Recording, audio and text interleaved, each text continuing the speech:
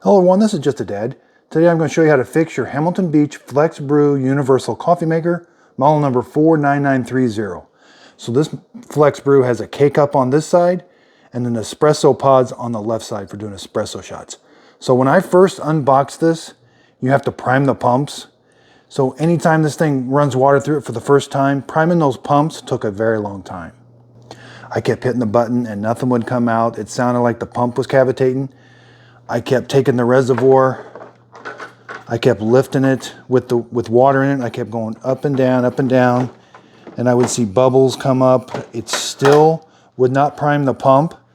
What I eventually had to do was take the reservoir off, take the drip trays off. I had to turn the whole unit upside down and shake it because there must have been an air pocket in there somewhere. So I took the whole unit, shook it upside down, set it upright, put the reservoir back on it.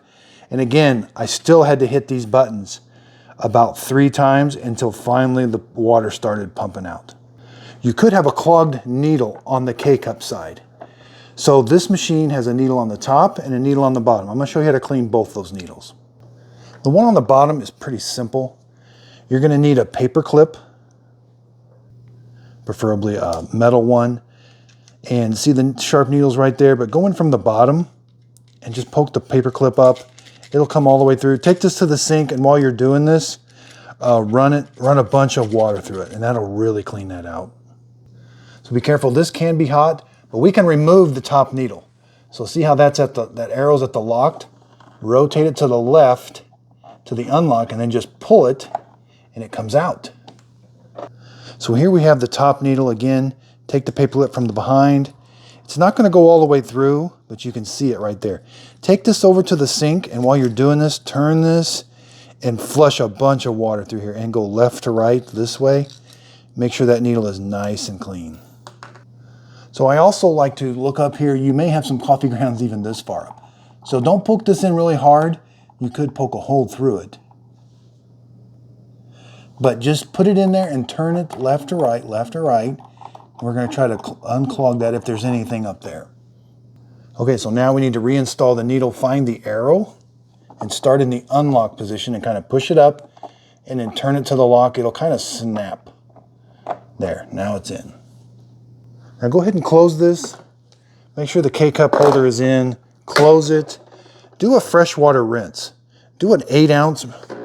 And hopefully you'll get water coming out of there at a nice steady stream. If not, you may have to stop the machine, unplug it, and clean that needle area one more time until you get a nice fresh water rinse through there.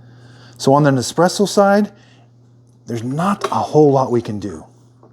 So one thing is to make sure your container that holds the spent K-cups is not full. That could be causing you some problems. So right here, you'll look in there that holds water. And it also holds your spent pods. So make sure that's not full. But if we look in here, when we close that, we can kind of look at the needles a little bit. We just can't get really good access. This side, we can get a little bit more access to it. See those front needles right there? So you might be able to take a brush. If there was some foil on there or something, you might be able to clean that.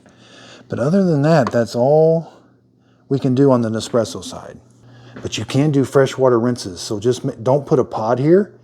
Close this handle, move this over, and do the smallest setting. Just run fresh water through on this side, and that might help unclog it. You should get a nice steady stream out of there like that.